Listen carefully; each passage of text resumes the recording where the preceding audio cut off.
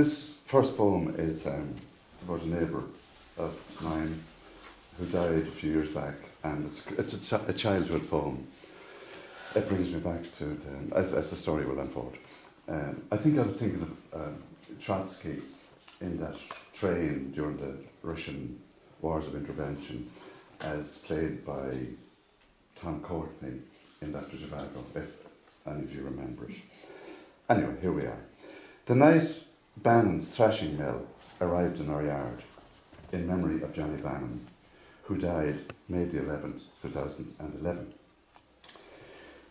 Johnny Bannon won my respect the day he declined to wash his hands.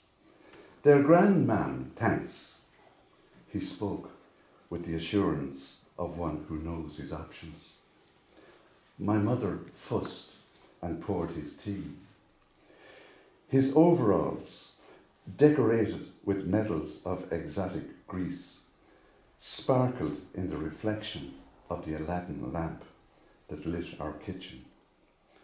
Amorphous transfers to his face and neck from his oily fingers confirmed the mystical status of the lieutenant of the Leviathan. I imagined his railwayman's cap, badged and braided, the armour-plated engine storming along the front, he leaning out the side door, barking glad tidings of bushel weight to expectant farmers at agricultural speed.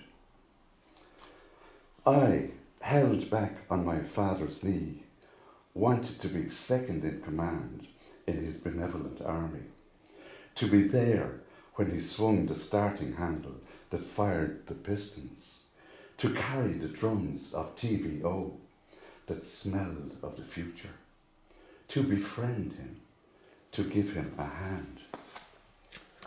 And the next one is first poem I had published in an anthology that the Dundalk UDC brought out to commemorate, I think, Patrick Kavanagh's death.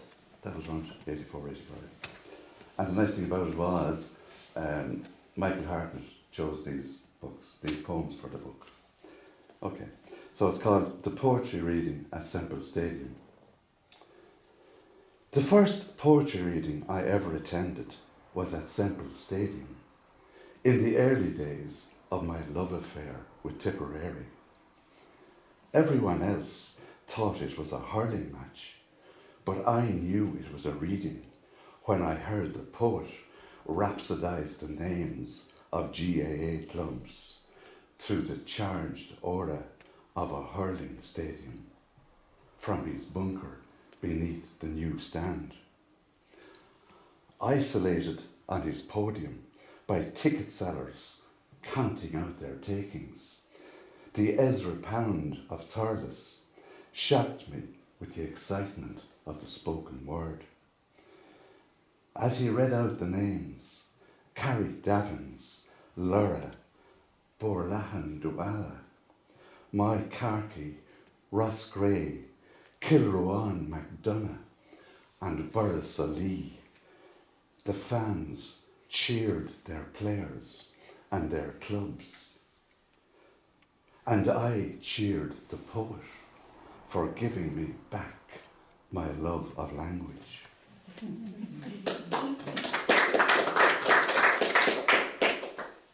can clap at the end if you still feel like it.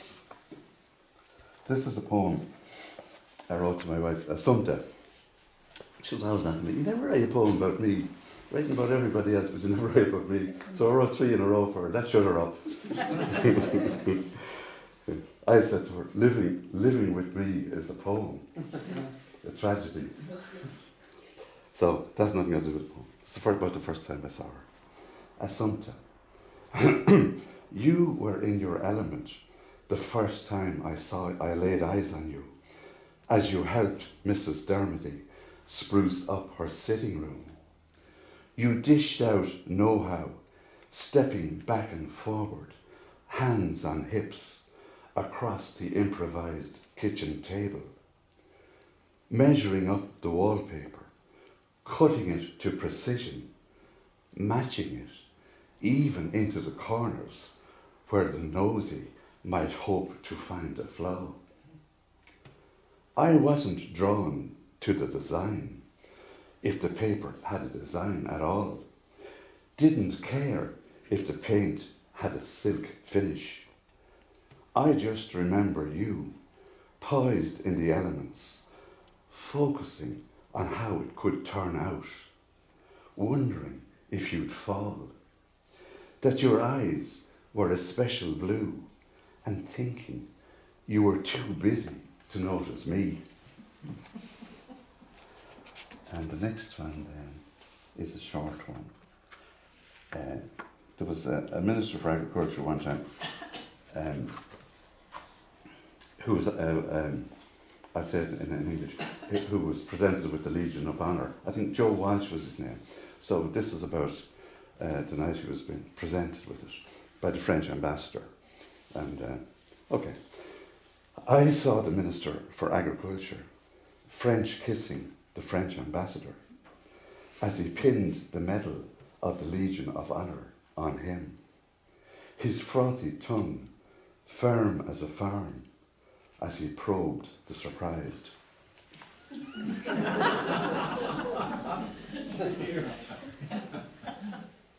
And the next one speaks for itself. On the way from my vasectomy,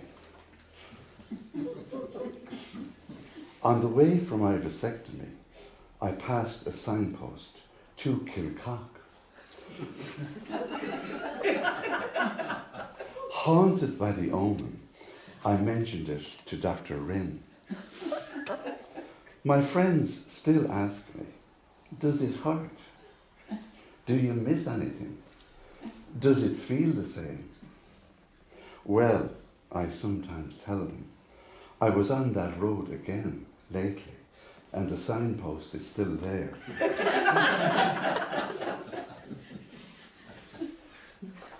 So,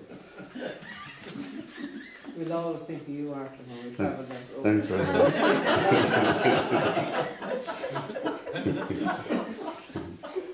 Sometimes, I'm not a jazz buff, I listen to jazz, and sometimes I go to the Cork Jazz Festival. Not lately, because I believe it's all gone pop anyway. But one day I met this jazz saxophonist, and we've since struck up a friendship, and a Facebook friendship, and I sent him a poem and so on, and he has it up on Facebook. He lives in California. Some days, when you meet another, like the day I met Charles Macpherson, I said, are you Charles Macpherson? He said, yes, I am, or something like that, in Cork, in the rain. I said, I'm going to your concert, and gripped his hand tight with my two hands. Not having met Beethoven, I didn't want to let it go.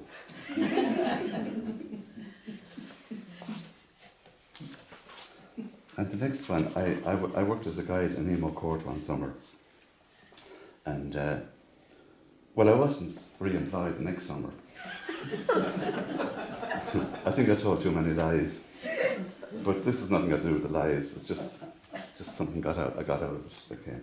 Emo Court. And of course it gives us name to the title of the book, which incidentally I have some copies left. Emo Court.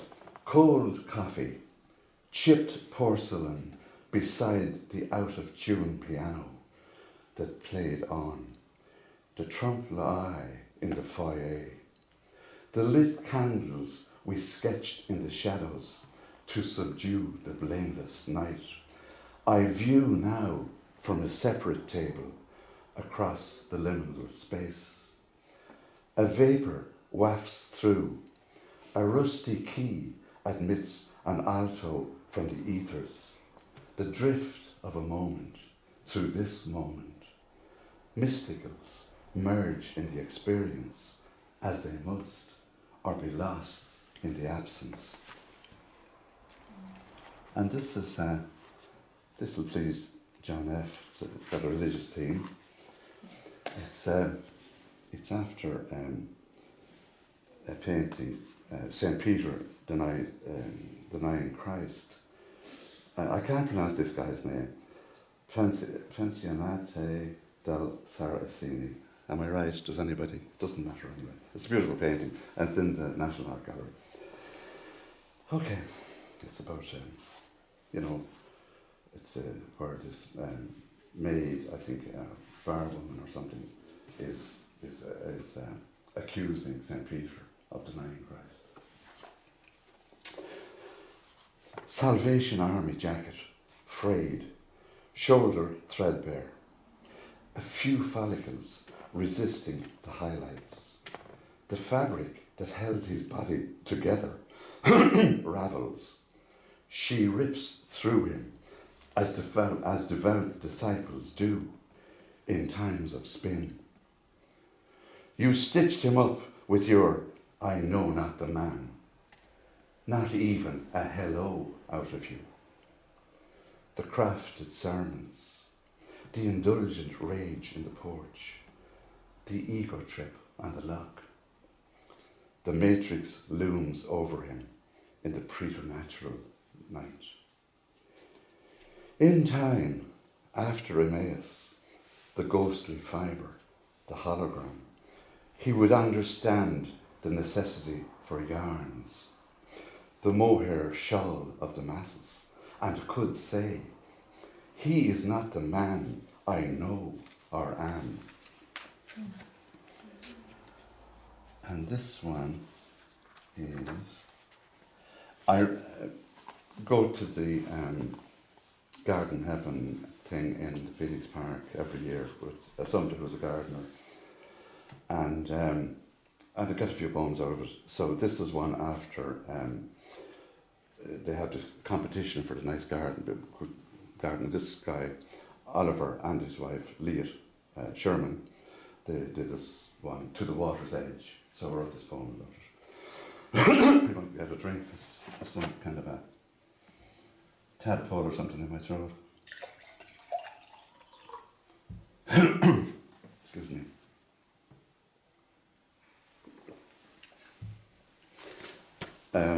To the Water's Edge, after Oliver and Leah Sherman's garden. A rare event is remembered, the colonnades, maybe things filtered through layers and presented passionless. The greenery has long turned its back on the desire to deceive. We think a new reality beyond representation, air and water, table and chairs, so perceived, the saddest wonder.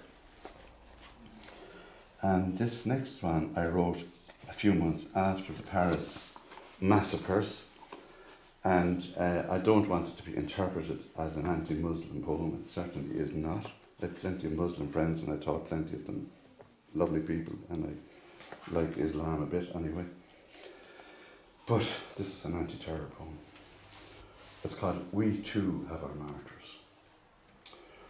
We have reduced the grand narratives to our elders' irritation, passed to us from Israel and Greece, to an a la carte way of doing that frees us to the delight in a meal with friends, a rock concert, or a football game. We elect our rulers. When they betray our expectations, we exercise our right to censure them in a free press. If we feel the urge to torture, we express our feelings through satire. From time to time, the tediously intense among us believe they can correct the defects in our system. We smile and shake our heads knowingly. Our ways accommodate such vagaries. We call them Western values. Our menus and match programs are as sacred to us as your scriptures are to you.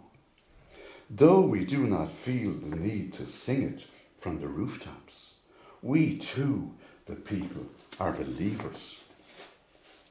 You who grieve for your martyrs of long ago, you of a heightened sense of your persecution carried down the ages, best be aware of who you are taking on.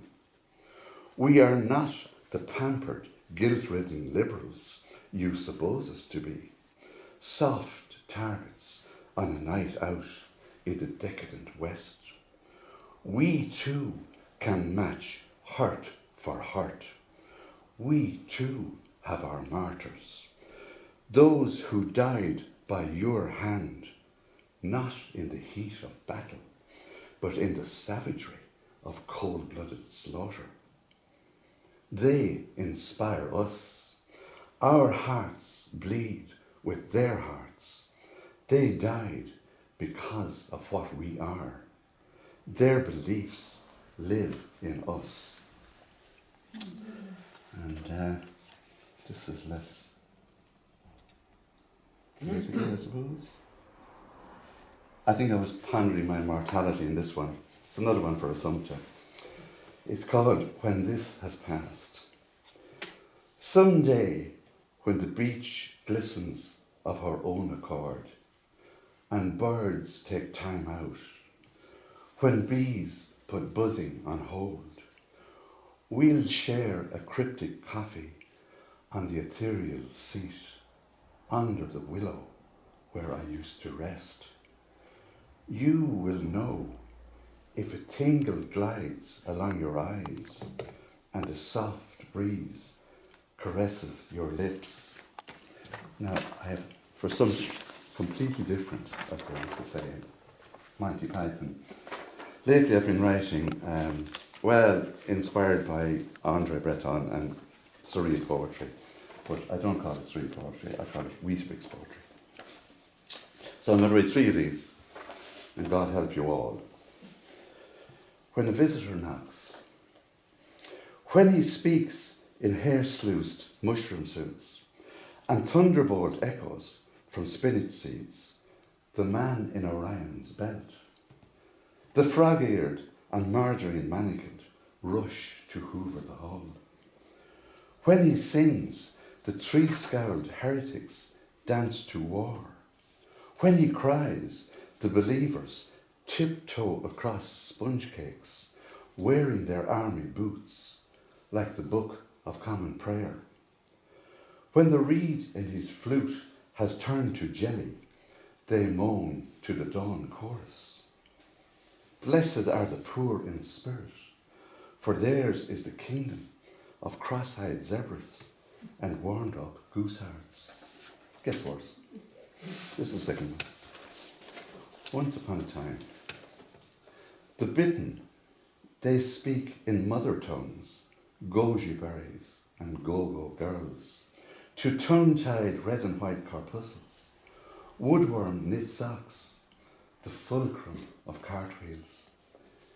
Tic-tacs in the cry of the vulture, trapped in his own darning needle, to the background music of combine harvesters, resting up for winter in Himalayan jam tarts and carded horsehair, to the mire of ginger beer and cold cannon, chester cake and fizzy lemonade, dream of blonde-skinned leather and racing swarms of pretty midgets.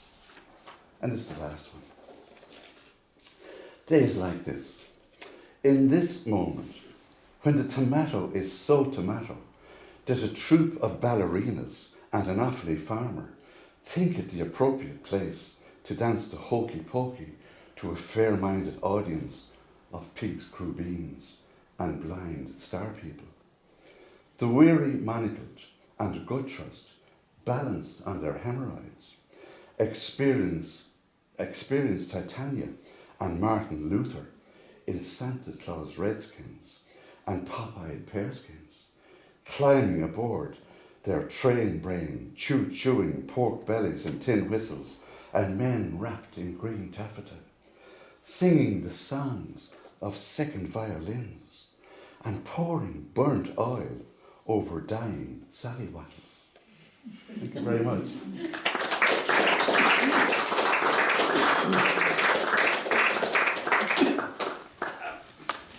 Thank you very much, Arthur. That was very entertaining.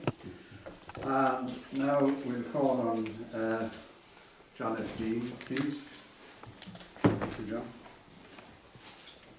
I'm going to stay here, that's all right. I'm worn out, so I'd never make it over there to stay. I'm going to read from the new book called Dear Pilgrims. And the title is kind of important. Pilgrims, because I do believe we're all on a pilgrimage of some sort or other. Dear, because we're all doing it. So it's me and you. The pilgrimage is also a cosmic one, so that the entire universe, I believe, is on a pilgrimage, is heading somewhere deliberately. So this book loosely follows that idea through. And it begins with quite a short poem about a very small child, and it ends with a long poem about a very small child. The first one is born and the second one is a death, but it is based on a 14th century Middle English poem called Pearl. And this is an attempt to translate that poem into contemporary terms. So I'm not going to read the entire book, just about 82 pages today. I'll come back and read the other 82 next week, if you'll come back. I'm going to start with the crocus. It's called A Crocus, A Brief History. And it's the notion of how the year starts with something tiny. A life starts with a very small child. A poem starts with a tiny beginning. We never know exactly what this is going to develop into. We don't know what our pilgrimage is actually going to develop into. So this is about growth and development. And it was written for our grandchild, Thomas, who was stunned me with the beauty of a tiny child. The crocus opens out to something more than crocus. Becomes a brief history of time. The ology of cosmos, as a poem is. The impacted yellow of gold dust, the shape of a baby thumb, all tentative, the prelude to a new year, the breath of fire from the dark earth and from the closed heart, the rose-coloured crocus, a flush of love, signature of the overture, these small preliminaries, polyphony of crocus, demi-semi-quavers of what will be an oratorio of hollyhock, lupin, sunflower, under the gold full baton of the light. From the talk I was working on this morning, you will have gathered some notion of my ology of cosmos. I also am never terribly sure, Norman, whether the bird that flew into Hopkins's room, from which the little gold feather fell, which he sent to his brother as a wedding gift, was from a goldfinch or a gold crest. Crest. Sorry, I can't All right. I'm glad you're not sure, and I'm not sure. The gold crest, I believe it was, because it's a tiny little feather and very beautiful. Anyway, I'm taking it that it was a gold crest.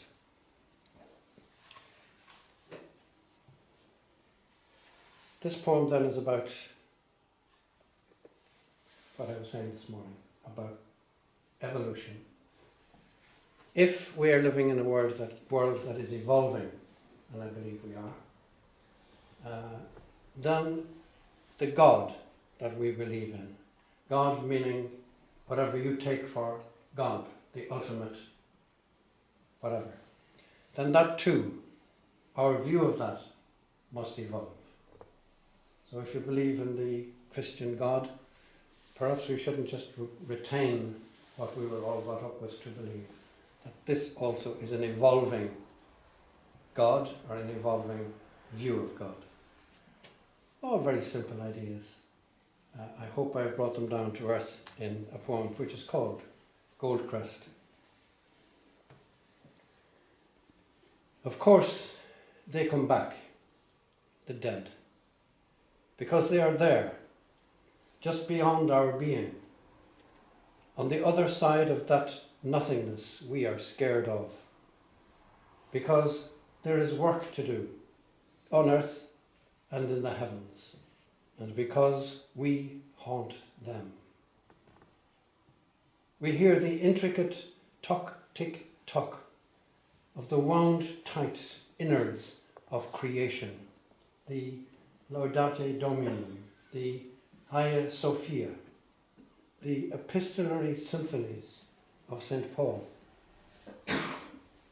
But our new God is not the Most High God. He is burning bush and whinny hill and furze bloom. He is not a gilt tabernacle bathed in ethereal light, but Goldcrest, flitting in the Berberis for a feast of insect, while snow flurries down through a wash of sunlight, this out-of-season Easter week. God is not, unchanging, unbegotten, ineffable. God is. So I, remembering days when the pink rose rambled and blackberries plashed purple kisses on my lips, find contentment this side of nothingness, and contentment in being ghosted by the presence of those I have loved and lost.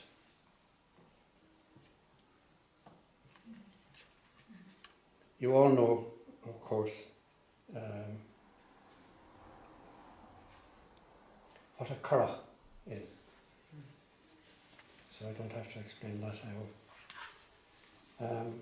I'm from Achill Island, and I have seen the very frail, very beautiful curragh going out on rough, open seas between Achill Island and another island called Achill Bay, going across huge Atlantic breakers, no bother to them.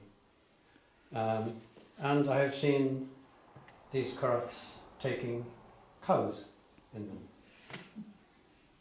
in a very unusual sight. Maybe 2 men in the front, 2 men at the back, a cow in the middle, and off they go, no bother, swinging a little bit.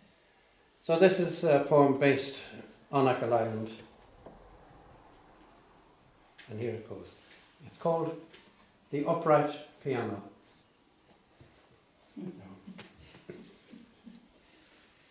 That summer, the heavens opened. Days you'd think Noah come again. Eels squirming in the streets, and brown water streams harrowing the tarmac edges. Birds skimmed over the grasses. Swallow, house martin, swift. Starling flocks, gossip mongering in branches of the ash, lifted suddenly as one, though fractured, sentence. The coming by the house of yet another downpouring of rain sounded at first like the titter-tattering legs of rats racing across the stretched taut skins of timpani. And when they hoisted down an old upright piano off the pier's edge onto a curragh, and rowed carefully out across the sand towards the island. The rains came harder, blotting out the world. The boat lurched sideways into the reaching arms of a wave. Piano leaned lazily over and sank. And now, under the rough-cast, gurgling cacophonies, the gripe words of the flowing past of waters, you will hear the busy-fingered currents perform a suite of intricate and burble delicate water music.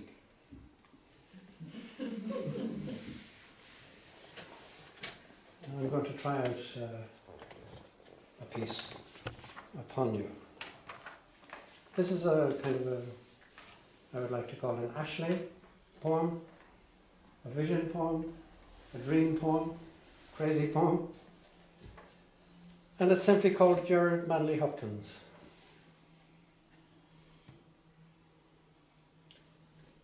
I was lying in my hospital bed, the Meath, Dublin.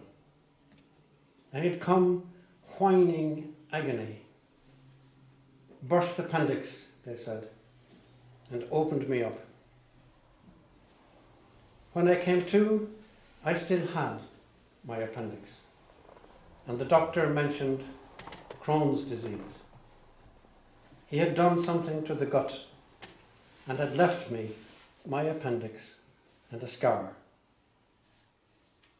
During post-operative bemusement, I visited St. Stephen's Green, number 86, walked boldly into Gerard Manley's room. He lay still. He was calm, pale as a dapple-eared lily. The bed was iron, the covers tossed. On the wooden floor, a pair of dusty boots. By the window, a prie-dieu, shabby. There was a black cassock, worn to a sheen, left hanging on the door. "Ah, my dear," I said to him, "how are you at all? I had a fever, typhoid, they tell me, but my mind has not for a moment dithered." Oh, but he was so small in the bed, feather frail, waspish. "Ever hear," I said, "of Crohn's disease?" He ignored me. "It was duty to the death for me," he murmured. "Those unremitting examinations, like Irish rain, misting my eyesight, here in this dark cellar of exile. "I've just popped over from Meath Street," I tried.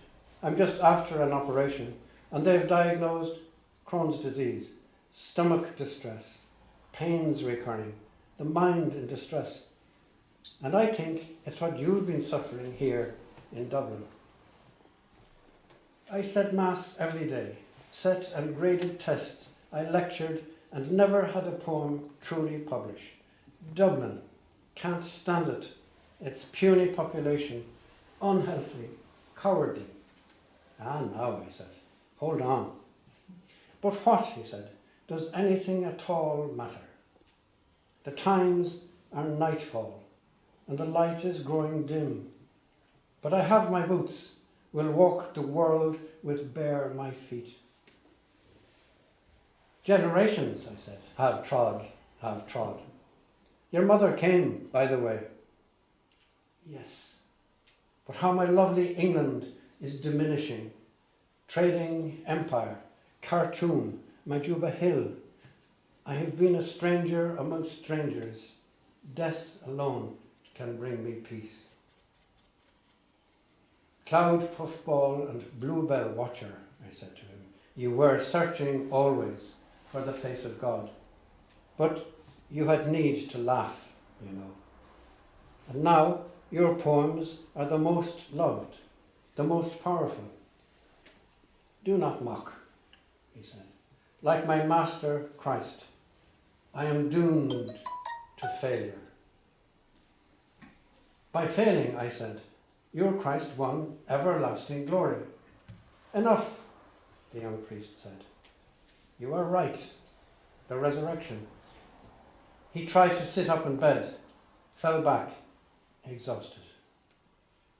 In Ireland, he was whispering now, I have spent wasted years, and still the world goes on mimicking the good earth. He was silent a while, fingers white from the handling of the body of his Christ were twisting the counterpane. But now, he said, I am so happy, so very, very happy. Silence a while till I thought he had gone. Then, what is the day? He asked. I said, it's Saturday, the 8th of June, 1975. I woke. The ward was full of old men coughing. I knew an urgent longing for red, seedless grapes and Lucozade. There you are.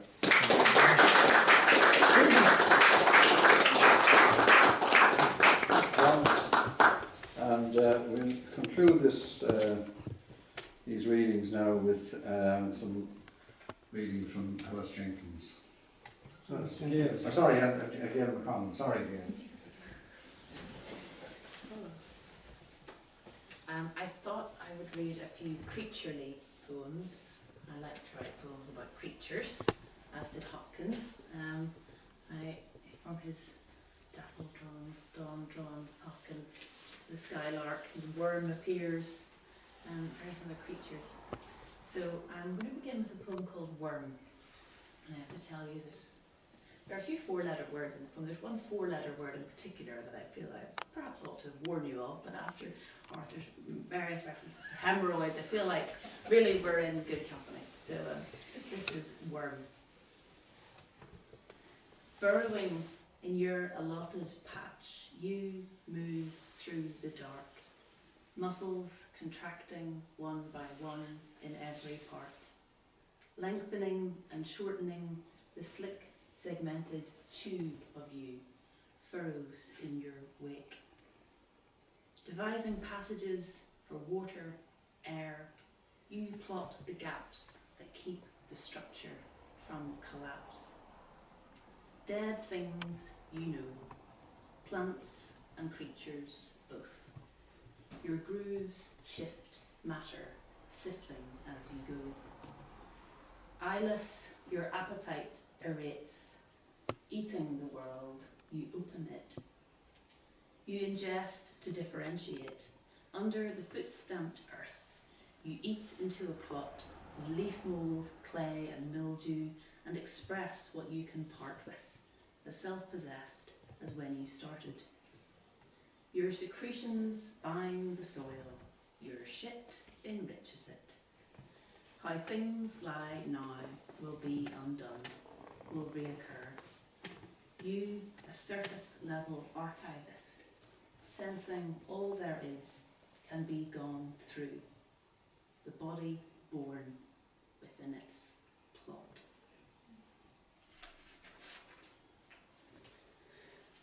I'm going to read a poem now called Octopus. I have a 2-month-old son and called Finn, who I'm missing very much, and I had a friend over the other day and I was describing trying to get him into a pair of trousers and how difficult it was, because when one leg goes in the left, you begin to get the right one on, the left comes out and then you go to the right, and a friend said to me, yeah, it's like trying to get an octopus into a bag, isn't it? Well, yeah, that's a very good way of thinking about it. This has absolutely nothing to do with that, but I do love the octopus as a creature. If you're reading this poem and you're interested in form, you might notice that there are 8 syllables in every line, and that there are 8 stanzas of 3 lines in each, so lots of 8s as it sort of had to be. So Octopus 1. With no internal shell, you keep yourself together in a sack and the matter of attachment. All you know by touch, shape, texture and scale, you draw into the mouth of every flowering cup. From pit to tip, the suckers spring. Each flicker of skin crisscrossing your path, a chance to make contact, a chance to draw a body not your own into your care, or spread out into theirs. The emptiness you know, you've laboured to transpose. Your vacuum sets their course, carries these objects of desire towards your hearts so that they hold, hemmed in 8 soft limbs and the borders of concavities folded fast. The things that cling can't always be predicted. Slivers of mirror, bits of bone, curls, keys, a toy gun. Attachment, is it grace or grasp? All things unknown, familiar in the peeling off and letting go. 2. Panicked, with inky melanin, you make a slipstream to get free, or make autotomy an art, rewriting your anatomy. Camouflage has failed, mimicry cannot hold off attack. Scoring your arms with incisions, whose claws. Whose cuts are these? Who bruises, chews at your skin, initiates this severing? You watch it detach, float away from you. Coppered blood infuses the already blue. Self-sabotage, the first and last stage of collage, the cutting up without the glue. The bitten limb goes unattached, but is renewed. You didn't know you knew the art of self-repair until alone those 100 days, watching something grow. New cups bloom the length of you, mouths opening by small degrees. The whipping fins can be withstood, the gripping jaws, all that issues from the deep in all likelihood.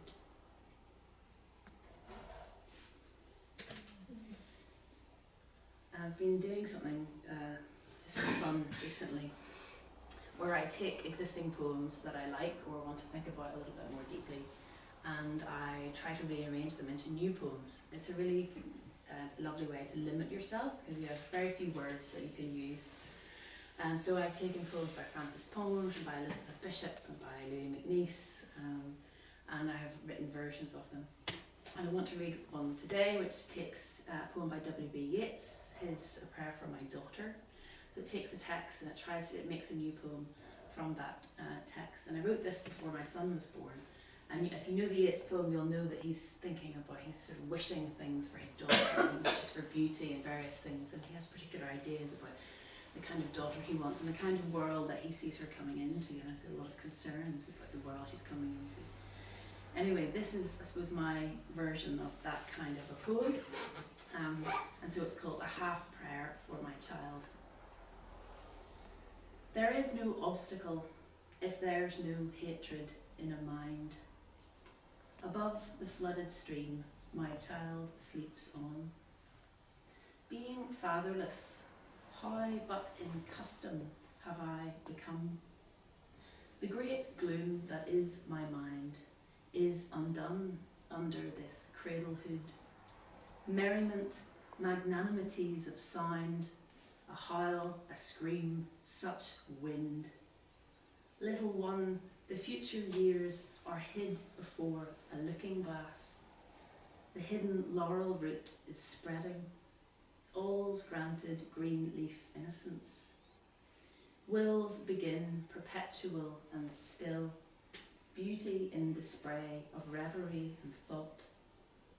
Murderous natures are not born, dear one.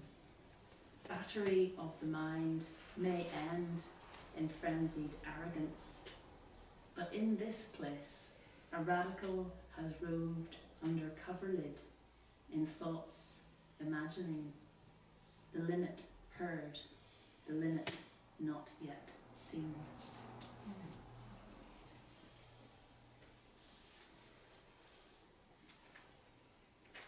A friend of mine mine called Joe, who's a musician, had a wonderful brooch of a narwhal, this amazing creature with this sort of 9-foot tusk, and sort of like her power animal or something, I don't know, but she would talk about the narwhal incessantly, and her obsession sort of became mine, and I spent some time reading and trying to understand a little bit more about narwhals and how they navigate their way through the world, sometimes known as the unicorn of the sea. So this is another creaturely poem in 2 parts, just again simply called Narwhal. This living under glass is all he knows. We're living with its threat, the encroachment of ice. In Arctic waters, the corpse whale roams. The fear of suffocation drives echolocation. The echo after pulse confirms, denies, the ... wish to live, with news of air holes or their lack. That horn, which is not horn, but tooth, biologists misread. Jousting lance, they said, his tusk, which seemed less tusk than sword, a 9-foot spiral-structured blade. Perforated to perfection, it's a survival aid. Our bare life prompts invention. 2. The beast receives and reads the sea that purls into each cavity. He knows where icebergs melt and form by measuring salinity. Any loss of sensitivity is deathly here, he knows, though the ocean spreads below, the ice above. On it goes. The capture and release of water in the hollows. The problem is the cure, the scarring and discharging sea. Salt accrues in apertures, the price of intimacy. And I think I'll just read one more. You've been a very patient audience. This is a little slip of a sonnet, I suppose, a monorhymed sonnet called Figure. There's an acronym in here that I wonder if anybody knows the meaning of. I'm sure you do. SNAFU. This is a word people know. Anyone know what a SNAFU is? Someone surely does. No. SNAFU. So it's an acronym for Situation Normal All Fouled Up, or a slightly different version thereof. So we have military kind of slang, I think, from the 1950s. So Situation Normal All Fouled Up. That's probably the only word I think I need to tell you about here. And we kind of the worm that I started with comes back in this poem, although the poor worm doesn't fare so well. Anyway, this is Figure. Walking at the water's edge, a curlew. Stilt legs hinge 1, 2, 1, 2, 1, 2. Stepping on the mud, the loch in view, and out of sight the worms, casts are the clue. It spears the ground, maintaining its hairdo, and sucks what isn't there and swallows too. Its slender bill is perfect for fondue, a pair of tongs whose curve is not a curlicue. Underground they wriggle in the snafu, and so it goes, each meal impromptu. Dead poets formed the bird in solemn hue, in mourning for some loss, forever blue. The keening in its cry is not untrue. Adieu again, my thoughts turn back to you.